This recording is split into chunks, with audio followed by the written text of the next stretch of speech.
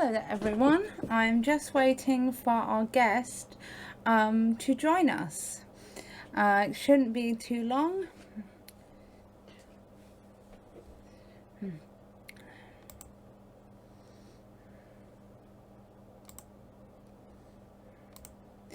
Hope you're doing well. I'm just getting everything nicely set up, all going nicely. How are all of you? All going nicely. How are all of you? Yeah, really excited about the stream tonight. It's going to be really cool. As you know, I love, or you don't, as you may have watched this for the first time, I love Warhammer cosplays, and it's so nice to chat to. Here we go.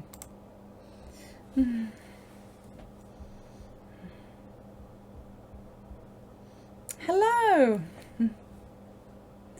I'm just watching the stream to make sure everything is perfectly running in order. Oh, Hi. nice. Excellent. Sound is on.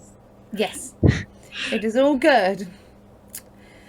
Okay, so this is a series for everyone watching about cosplayers and their costumes and artists and the things they make, and telling us all about them. So please introduce yourself to everyone watching.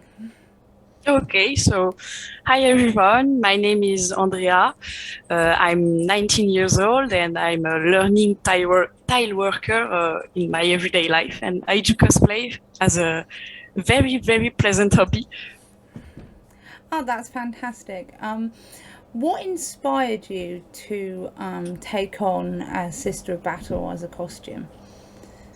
Well, obviously, first of all, I was drawn to the Battle Sister because they were women in the Warhammer hobby. There are not a lot of women, so obviously when I saw those tiny little figurines, I was like, wow, I want to play them. Yeah. So I started playing them, of course, and then time goes on and on and on, and I saw a lot of other friends and cosplayers who were doing cosplay in general, and I was like, wow, this is amazing, this is awesome, I want to do some things like that. And the idea came up that might be great to do a Battle Sister armor, because it was characters that I was really, really, really liking. So I was like, maybe we'll start there. Yeah, like when it comes to Warhammer, when I first knew about Warhammer when I was a kid, I was like, oh, it's always that really expensive pretty model thing. And then I was Yep. like, I didn't get into it because of like the cost. But I always thought it was just pretty models, mostly male characters, but still pretty models. But then when I got my friend and my fiance told me all about the lore, I realized that it had loads of female characters, and actually like more than most like TV shows and stuff. And the more I read the books, I was like, wow, this has some like the best female characters in sci-fi. As you know, that I've cosplayed Saint Celestine, and she's like one of my favorite characters from Warhammer. So what would you say was your kind of start off process of this outfit? How did you kind of go approach the process of creating it? At first, I was really overwhelmed by everything that was going on with the armor and all of those decorations and things like that. So I was like, well, I don't have a lot of money to buy expensive, expensive foams and glue and stuff. What do I have right now in my room to start? And what I was having paper, and in France it's called vernicole. It might be translated to varnish glue, but it's Is it PVA? So it's a kind of very basic wood glue that you can get everywhere. yes, Yeah, it's yes, called it's usually PVA in for England. Okay, so it's PVA glue. Yes. And I started by the legs because I was thinking it was the easiest part.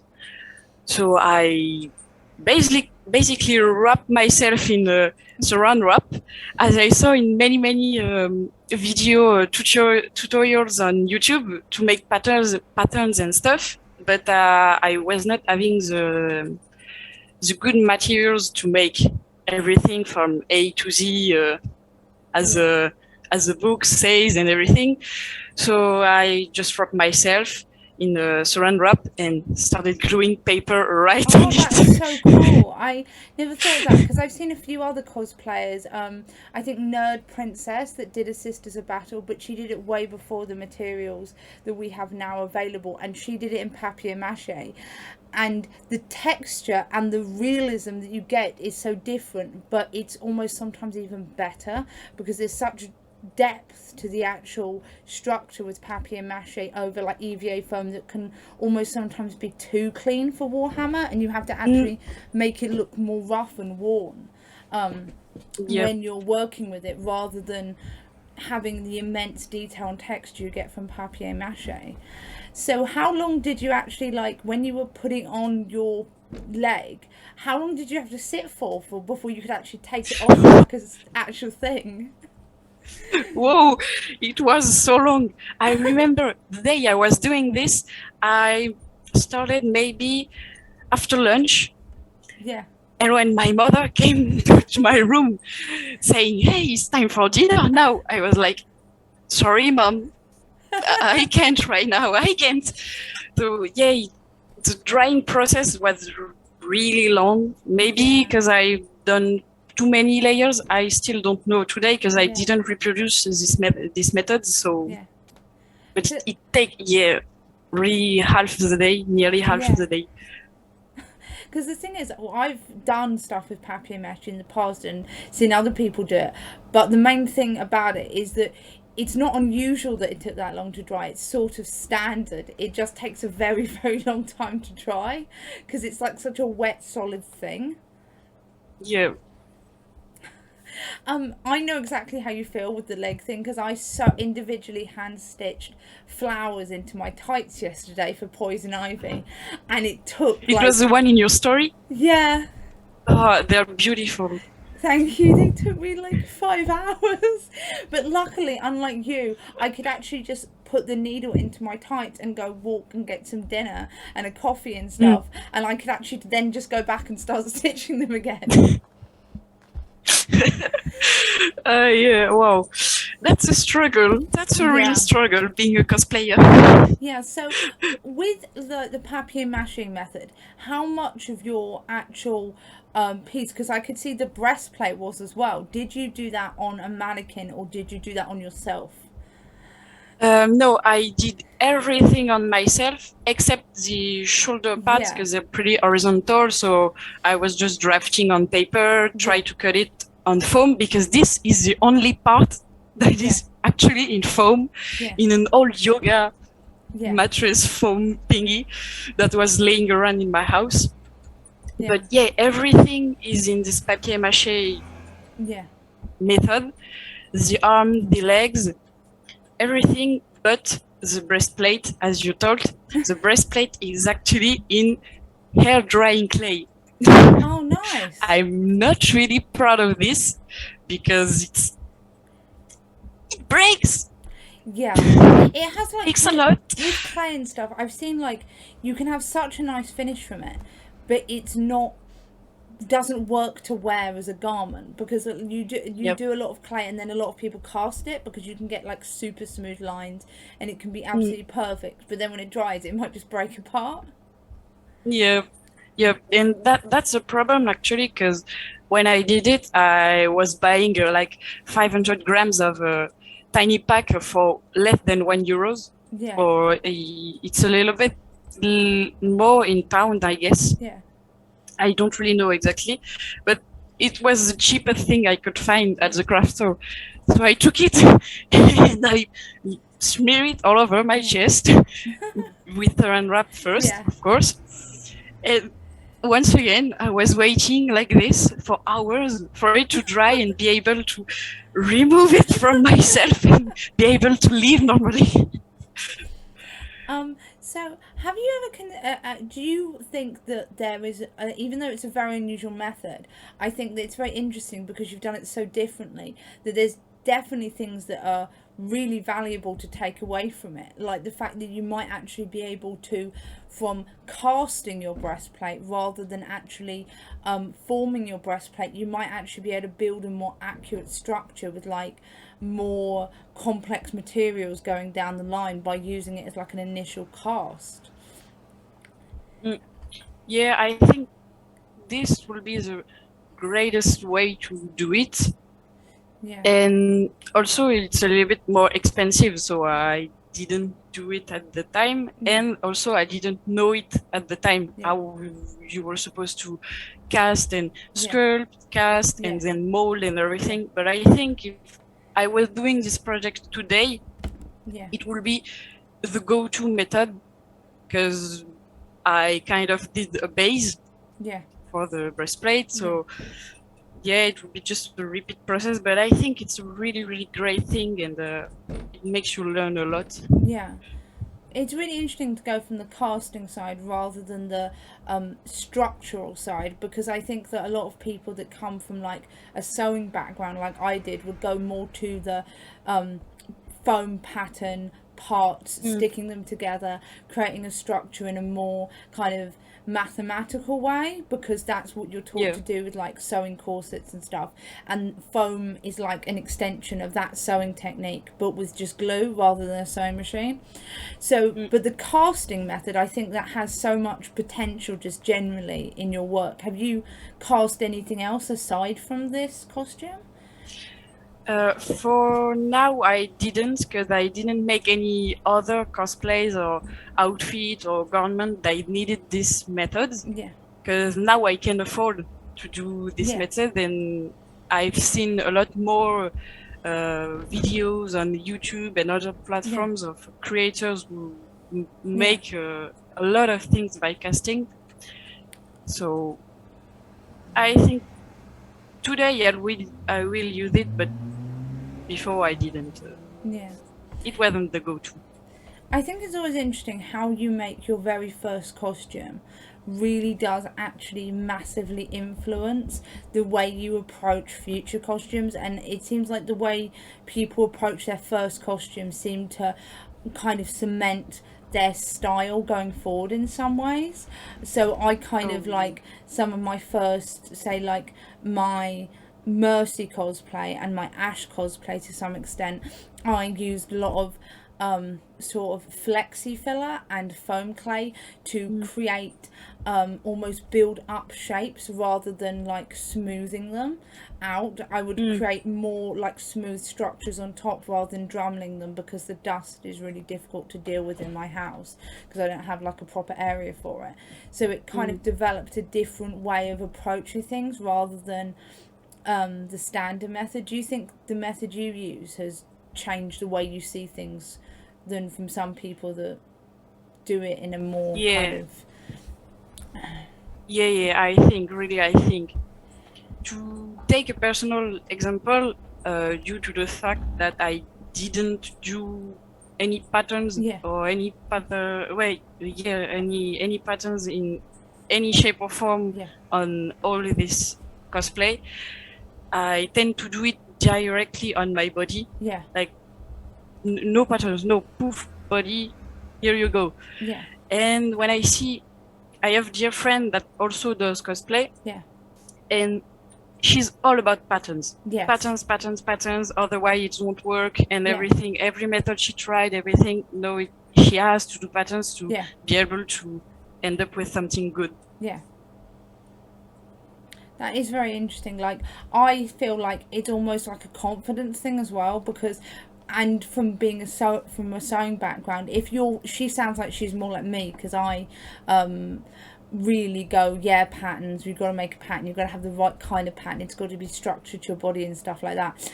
But to actually break out of that, the internet's just cutting for a second, sorry me. slow down and see if my internet corrects itself. I'm just like, no, not the stream. Don't do this to me. Okay, it's corrected itself. Cool. So basically, I come from that angle of patterns, but it is, you do have to have a certain level of confidence to break the structured way that you've almost enforced in yourself to achieve a very specific kind of result in an object, rather than being experimental and actually trying to create something in a completely different fashion to then maybe learn something very different.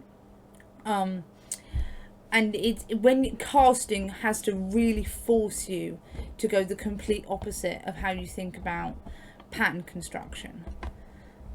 Oh yeah, absolutely. I think absolutely. It's such a different method of thinking, and doing everything, every step is so different. Even if it, in the end, it might give you the kind of same result. Yeah. The way is so different that when you learn one way, you Yeah. really have to go out of your way to learn the other. Yeah. Do you think in the future that you may want to push yourself the opposite direction by learning the more sewing based, pattern based way of designing things? Because as your gun, you obviously did not cast that, your bolter. So did you actually craft a pattern for your bolter in that structured way? Actually, for this bolter, there was no patterns, not real patterns like, oh, I'm gonna think I wanted this to be that centimeter and this to be that centimeter and this size. It was more like I was having a box, pre-made box, and it was glued on top of everything, and then I was cutting a piece, putting it right where I wanted to be, looking at the ties. If it was a little bit too big, cutting it. If it was a little bit too small, taking another piece. Yeah. That is really impressive, considering I'm making a bolter at the moment, and at the moment I'm literally mathematically measuring out all the edges, following all the tiny bits of pattern and doing everything in the really, like, to try and get the most clean effect. But your bolter looks like it was mathematically kind of processed, which is what's really interesting about it. Because I was like, so interesting knowing this kind of like information, because of the fact that it wasn't quite what I expected, because it looks so clean. Like for being papier-mâché, and the fact that papier-mâché has a very different look to foam, I didn't imagine that it was cast in this kind of way, which is very unusual and really interesting. So have you done any experimentation with like silicone and stuff? Oh no, I didn't, but for this, I'm really looking forward to it, because I've seen some beautiful results on some other cosplayer pieces, and I'm like, wow, I need this. It gives such a clean, nice finish, kind of like casting. Like everything is smooth, one piece, just perfectly made. So I'm looking forward to learn more about this. Resins are definitely a really good angle. Like there was a resin I used, glass cast, I think it is. It's a glass cast or smooth cast, and they mix really well. So I randomly got it. They come in a quite a big bottle for what they are, and it's an epoxy. And everybody talks about how difficult it is to mix the resin properly, but I mix that with minimal bubbles. It comes out really smooth, and it like processes really well. It's like the best resin I've ever used. So I really recommend that if you're going to the resin casting side of things. Okay. So I'll send you a link to it off stream if you're interested. Yeah, thank you. I would like to. So how long did it take you to make the Sisters of Battle costume? How many like months or? It was around 2.5 months. because when I was doing it, I was in high school, Yeah. in my first year of high school. Yeah. So I was only able to make it at night when I come home, Yeah. and I have a little time to myself to do things. So yeah, it took kind of a little bit more than 2 months. Yeah. And after there was the bolter that take 1 month, 1 whole month, and the sword. This one was pretty quick. It took, excuse me, it took less than a month. Ah. So with the costume, there's obviously like more parts than just the casted elements. So how did you approach the non-cast elements, so the sewing elements and the fabric elements of the piece? So I was pretty lucky to be wanting to do this costume, because except a pant, a corset, and a cape, there was nothing more than this. So pants, I bought them. Yeah. Corset, I was already having one black one Yeah. due to other costumes I was doing. So the only thing that was left was the cape. Yeah. So I just bought fabric, big square fabric. I didn't try to make any fancy cutout, Yeah. pointy shaped cape or anything. Yeah. I just did a simple square I put this kind of how in French it's called billet, and it's a kind of ribbon that sandwich the border of your fabrics. Binding. A bias. Okay. Yeah. This, it's and a special I bought folded fabric. Yeah. Yeah, it's already pre-made, so you just have to sew it along the line and Yeah. up. I And will I just warn everybody watching and you that we have a very big storm going on at the moment outside.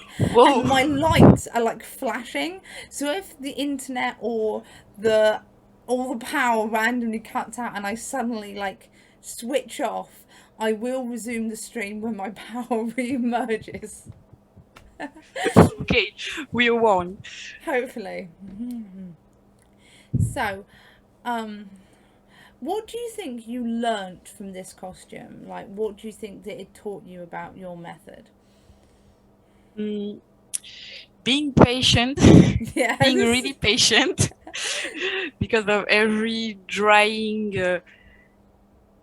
time, but mostly due to maybe to the fact that I don't do patterns. Yeah. I take a lot of time trying every kind of angle and pieces I could put to make it look good and realistic and the way I want it. So yeah, being really patient with yourself, with the materials you have. Do you think you'd be confident to cast somebody's leg if they randomly broke their leg? I mean, technically, I could do it. Will it stay on? I don't know. Your leg's not fixed, but you do have a nice piece of armor. Yeah. You will look great. You will look great in the street. So how is this piece actually to wear? Because wearing foam armor, I have a lot of different foam armors, and foam always has a certain amount of give and bend even when it's sturdy. So what is this piece like to actually wear, and how did you attach it? For the legs or for all the parts? All the different bits. Let's start by the legs. The legs were casted on myself, so when I cut myself out of it, I cut along my calves at the back, so it was pretty straight, not straight, but pretty straight. And after everything was really rock hard dry, I punched out some holes inside of it, repair it with hot glue, so it wouldn't unglue from itself. And I took some black ribbons, as the armor was black, and I tie a little bow at Oh, the back of my nice. leg. Did you like just tie like one piece, or did you lace it like up the back as well? No, it was laced kind of like a corset. Oh, nice.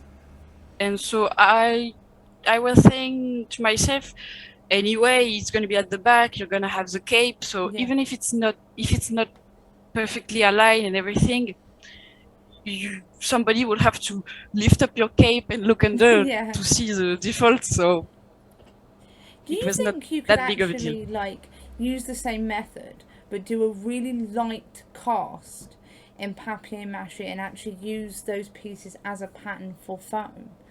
Because you can like Ah, I cut through think. them, and like sometimes I find when I do like tape patterns, the problem with it actually kind of, when you take it off, because of the way clean film kind of like hugs you, it was too tight. So do you think it might be a possibility that if you made a thin papier mâché and then cut it off, it might be an actual more accurate pattern that you could even stretch the foam around, like heat and stretch it over? Yep, I think yeah, and I think it also it will be more durable Yeah. than tape Yeah, patterns. yeah. I think after I don't know if I will really use this method because if I will be too worried of my size changing. Yes. I think so. I don't know if I would like to do a really durable patterns, but in the end, maybe be able to use it only Yeah. once or twice. But it's a great idea. I think it's It would still a be great very idea. interesting. Like, you might want to try this. Like, if you got Mm, some warbler and you actually took your breastplate and you heated just a large piece of warbler across the breastplate itself, so it was actually a completely perfect replica, and then you might actually have yeah, yourself a perfect like warbler replica breastplate that's yeah, more long term, durable, mm, but still keeps the really good structure you achieved at the beginning. yeah. I think this is the best alternative. I think for Yeah. instead of doing the regular casting with plaster and Yeah. everything, and it's I think a more affordable way to Yeah. approach it. And yeah, I think it's great. Yeah. I might want to try it one time. Yeah. I also think I it's think really cool that. Well, how old were you when you started the project?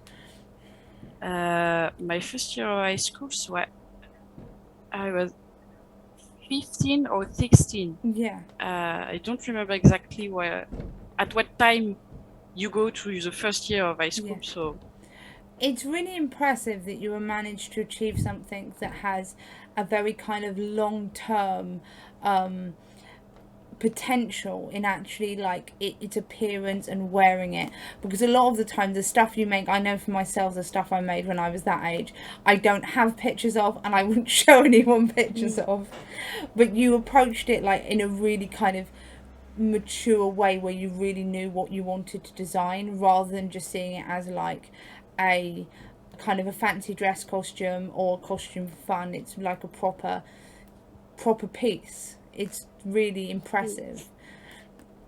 thank you. So do you think that you will be updating this costume or remaking it, or do you think that you are happy with how it is? I'm on stream. Yeah. Are you happy with how it is, or do you think that you would do it differently next time? I'm happy the way it is actually, but I know I won't wear it anymore because of the durability of the chest area, Yeah. as it was in hair drying clay, Yeah. and my size changed Yeah. from when I was 15 and everything, and hair drying clay with sweat during conventions, Yeah. cons and everything. It looks good from the outside, but it's not that good anymore Yeah. from the inside when I see myself wearing it. Every way I have to tie myself, sometimes it breaks and everything. So Yeah. I won't wear it anymore, and I will do another one, Yeah. but not exactly the same. I want to have fun and do like another chapters Yeah, and that's really everything. cool. But I think I will totally update every step, every materials and everything Yeah. to have it still looking great as I want, but being more easy access wearable. Yeah. Do you ever think of doing any other female characters in from 40k? Like, which characters do you think you'd want to do apart from the Sisters of Battle, if you had to Oh choose? yeah, I have one I've started a few months ago. It's Anna Sheremsha. She's like Battle Sister. She's Yeah. an inquisitress. Yes. I don't. In English, is that Inquisitor. okay? Inquisitor. She's an Yes. inquisitor, all red armor, but more really a more feminine armor Yeah. because no big shoulder pads Yeah. and everything. It's really snug to the body. Yeah. So it's kind of different, and I find her really pretty, so I Yeah. wanted to do her. Yeah. And maybe in the future, go totally chaos and do some Slaanesh, Oh, nice. little demons. Yeah. So I've so far, you've probably seen that I've been making a female Krieg commissar that's either Yeah, half I Krieg really or like it. half a normal commissar, because I just like being a normal commissar, and I've been reading Cyphers Kane, and I like the sort of dark comedy aspect of being a commissar, and the fact that it's you can do a lot of acting, and it's really fun to do TikToks and that sort of thing with that style. Oh yeah. But the two ideas that I had that I thought were really interesting was a navigator, because I've never seen anyone do a warp navigator with the eye and stuff, because you can be like almost like connected to the ship and have all these weird technical stuff. I've never seen anyone do that.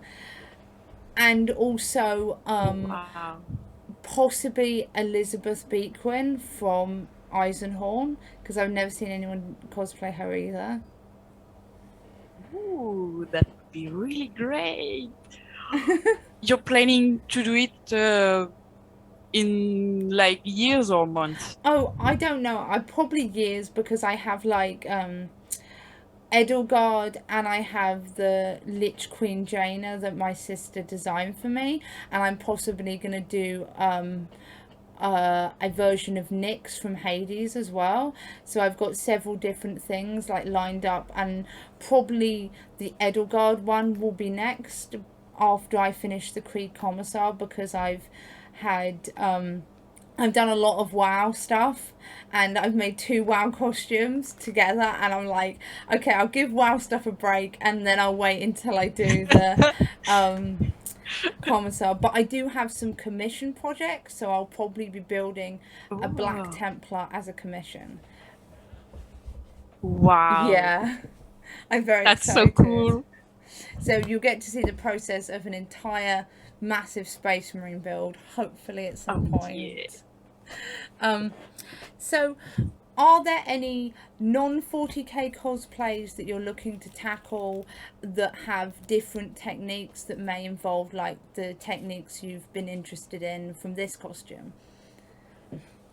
Oh, yeah, absolutely. There's one I will do with 2 friends. I don't know if you know the Azure Lane games. I'm not It's sure. it's a Japanese game where Yeah. battleships are personified as women, and so there is a character, the woman, and they have at their waist a giant structure with big every cannon and every Oh, firearms that's and really everything. cool. So this technique, I don't know how to talk anymore. Excuse me. So this strange everything they have around their waist. I'm really wondering how to do it I've made a little research. I bought Yeah. some PVC pipe and everything Yeah. to try to do it with my friends, and wow, this is something with the new techniques that I really, really want to do. Yeah, like I actually recommend one thing for PVC pipes and shaping that I've learned, because I've made a lot of wing structures and used a lot of PVC piping. Get two, they only sell them in ones, but you can get two of them. Those gloves that people use for hair straightening, no, it's hair curling, the heat protection gloves for hair curling. Oh, They are yeah. amazingly useful because you can actually really heat the PVC pipe with a heat gun, obviously outside because the fumes are horrible, but really heat the PVC pipe with a heat gun, and then you can actually grip it and bend it how you want and really carefully shape it without burning your hand or getting it like a weird kind of shape, so you can really like structure it in a way that you can't do without it, because you can't grip hold of it in that way. Mm-hmm. Oh yeah, this is really cool. I've never seen it. I'm never seen it in using this way. The gloves, so Yeah. I'm gonna buy them. Yeah, I think they're about £10 each, so like £20 for two, but they're really worth it in terms of using PVC pipes.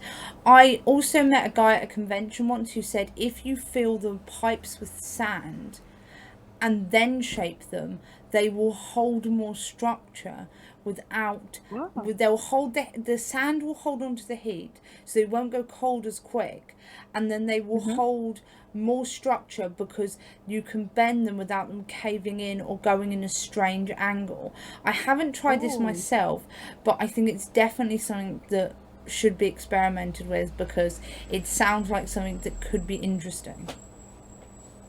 Yeah, absolutely. Yeah. It's sand. Wow. Yeah. I never thought of that, it either. I was just like, this is really interesting. Yeah, it's really great when you think about it, because sand holds on to heat and it gets really hot. So yeah, and think about that's like, really intelligent. have you ever filled up like a tube with sand when you were like a kid on the beach, and it's kind of like, or a bag, and the way the sand moves, as long as you give it enough like space, say you filled up the tube by like half or 3/4 and then like taped it closed and then had it on its side, the sand would shift with your actual movement, so it'd still like protect the structure of it. So that's really interesting thing that I had no idea that you could do. Still haven't tried it though. Oh yeah, I'm gonna remember this. Yeah, I'm just like, I need to go to the beach near my house and shovel a load of sand into a bag. Cheap cosplay methods. Imagine if like that got like a popular technique and people were like, I'm broke, can you send me some sand? And I had to like shovel it into bags. Or every beach are gonna be attacked by every cosplayer who needs it. Yes. Oh, sandbags are horrible to carry. Like when I built my shed, and they were so heavy, it was crazy. I had no idea how heavy they'd actually be because I bought big ones and I'm like, wow. Yeah, there's one for construction, that's it. Which one? What did you say? Sorry. Is it the one used for construction? Yes, because we for built building everything. Yeah, because we mixed it with cement and we used it for the base of our shed and stuff. So yeah. Okay, yeah. So I was just thinking of. So this next costume you're making, like, what elements does it involve? Does it involve sewing or just like a more kind of elaborate kind like engineering sort of thing, which is like similar to what you're describing? For this one, it's totally engineering. The sewing part is blends silver sequin dress that I already brought because I didn't want it to do it. It will be more expensive to buy sequin fabric and sew it myself. At the end, it would have cost me more than just buy it off already. So for the part that I'm gonna be making myself, yeah, it's only engineering for the structure that is gonna hold every weapons, if I can call it like that. So is the actual structure kind of like a sort of 17th century circle hoop skirt, or is it more like an actual, like you lift two sides of the skirt and then the weapons come from there? So what kind of angle in structure is the design? I would say it's neither of those, because my dress doesn't have any back. Oh, okay. So it's pretty cool for that. So I can have my back piece, my back harness with everything. Oh, okay. So the structure's on the back. I was strapped on. thinking of it like it was attached to like the actual dress part, which would be interesting as well, because I was thinking of kind of like 18th century kind of guns coming out of the bottom of the dress like that, which would be a cool idea in This itself. would be really funny. This would be really, really funny, but no, it's not. It's not like that, because it's a really fitting dress. Yeah.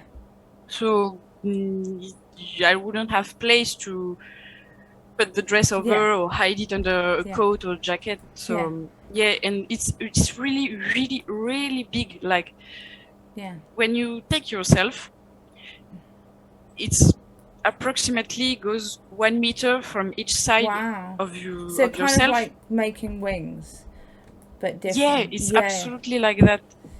Absolutely. So, but instead of going from wings at the top of your back, it's from your more between your butt and your waist. I guess. Really like a tail, more like a tail, I guess. Oh, interesting. So does it go outwards as well? So it's more like a kind of peacock tail? Yeah, actually, imagine this is yourself. Yeah. You're seeing yourself from a bird's eye view. Yeah. And this is yourself, and guns are basically like this. That's really It's cool. not like a circle around you. It's more like two big circle or two wings that are going around yourself like that. Nice. So what's the like design of the guns? Will you be doing them out of foam, or will you be doing them out of PVC pipes that are bits that are connected together? I think from all videos I've seen from people doing wings and everything like that, because I haven't found any tutorials on people who have done actually those guns or the way the guns are made.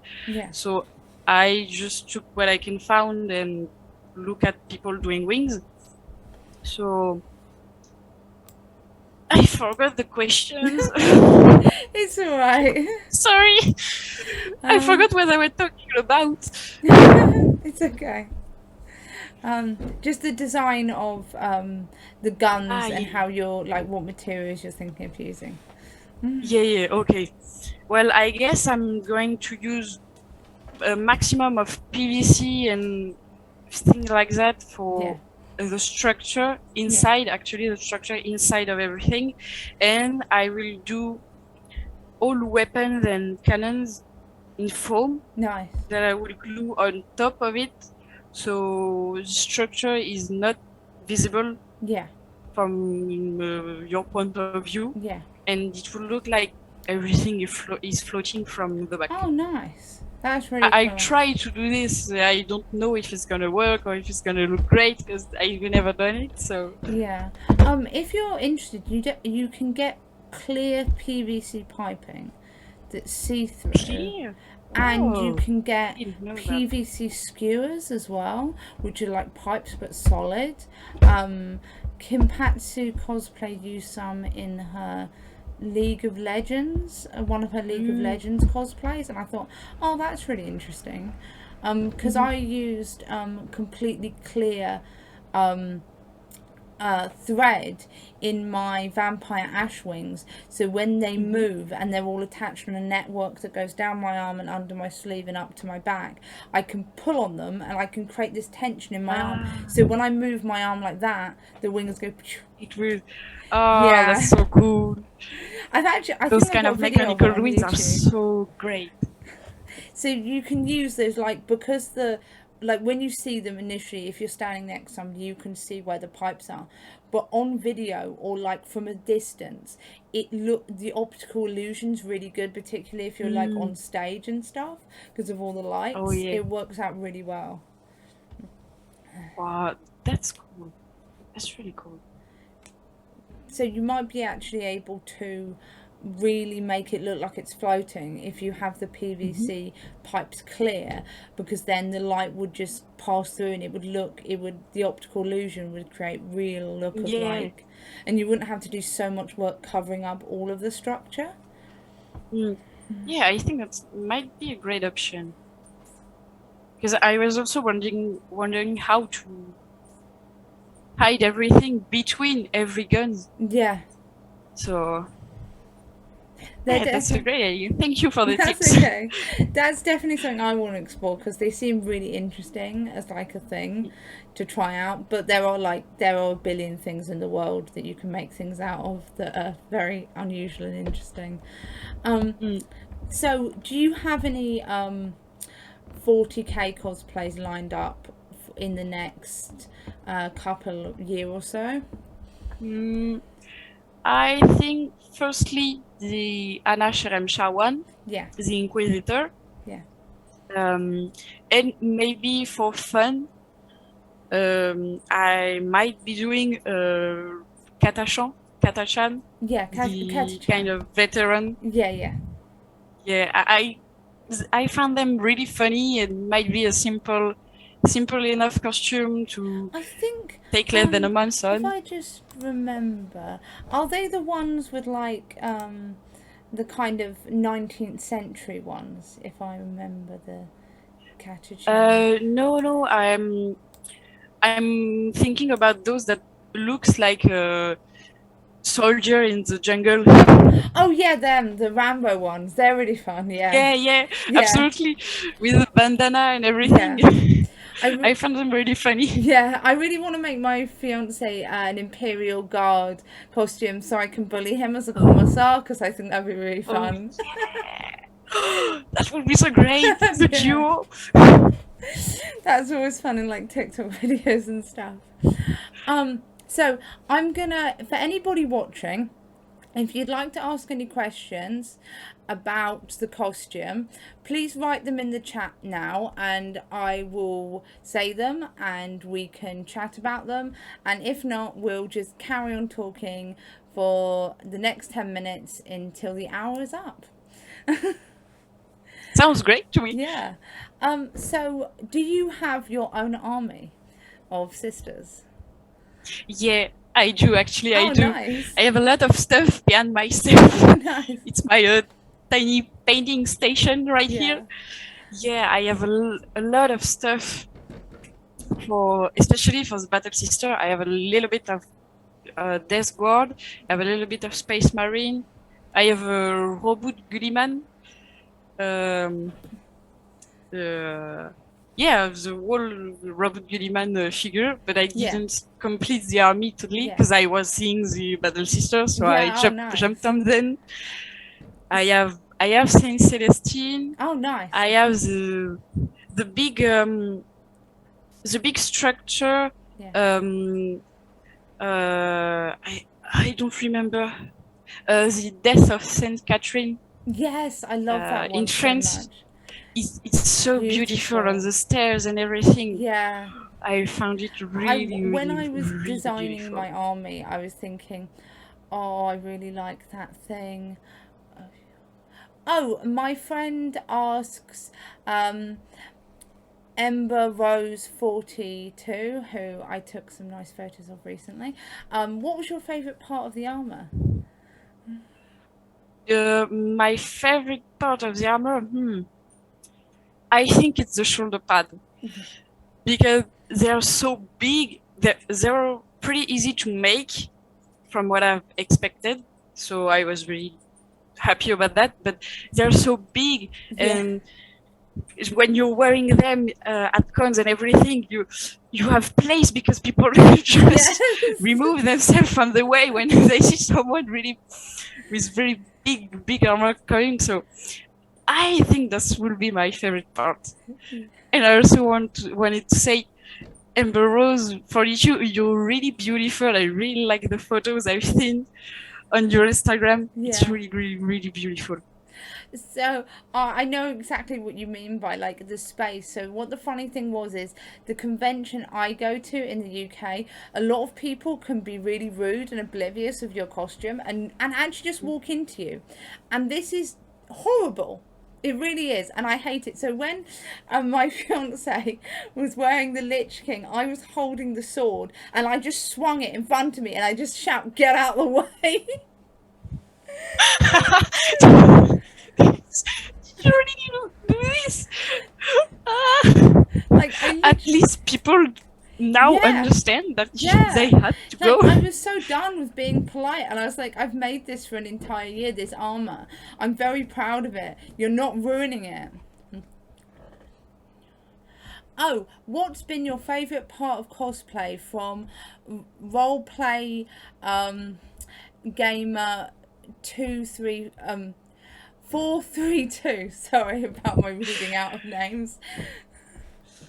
Well, for now, it's been the Battle Sister one, because I think it's the one I'm the most proud of. So. I did read that out by accident. So sorry about my dyslexia. What's been your favourite part, favourite cosplay to do? It probably is the same answer, but yeah, favourite cosplay to do. It's the same answer. It's the Battle Sister one, because I've done a few other ones that doesn't imply armor, only sewing, like the bunny one I have, but I don't enjoy it as much as the armor one. Maybe because it's really big, and people will look at it when they see you at cons and everything. So it's my favorite to. In general, it's like the most thing I've heard from so many Warhammer cosplayers is the costumes make you feel so powerful, and it makes you feel powerful like no other thing does. Like I've worn my Mercy, my Valkyrie armor, and none of them quite give you the presence that the Sisters of Battle costumes do, or just the Warhammer costumes in general, because people in Space Marines as well.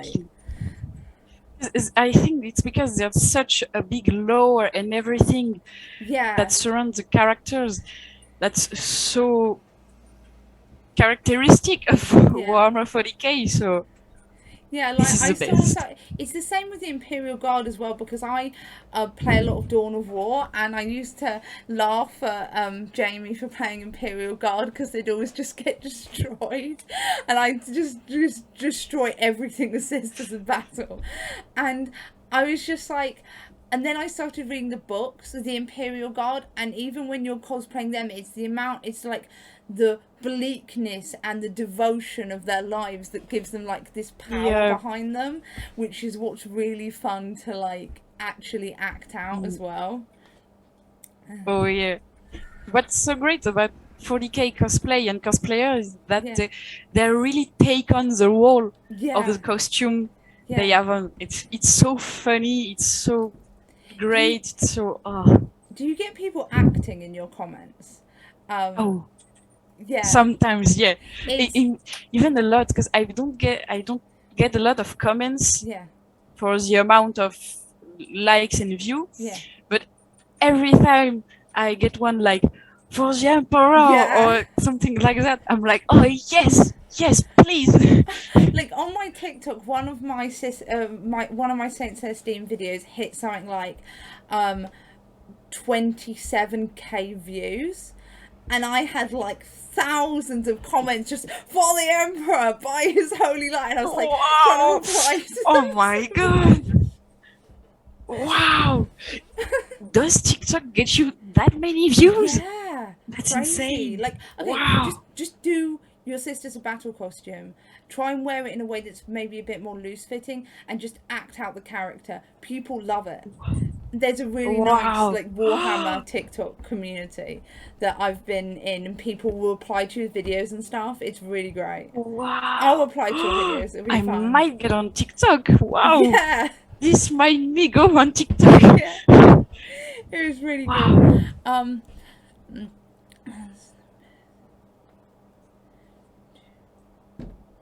I'm just reading the comments so I can read it out correctly. Yay. So Ember Rose, oh my lord, that's so sweet. And I need to make bigger shoulder pads too. Yes, you've got very awkward spiky shoulder pads for Absolutely. Sylvanas. Very, very awkward shoulder pads. Oh yeah. Ember, that's big motto for life. Yeah. Great. So, role play gamer. I'm not going to read out the numbers because, yeah, we know who you are. What's the best convention you've been to?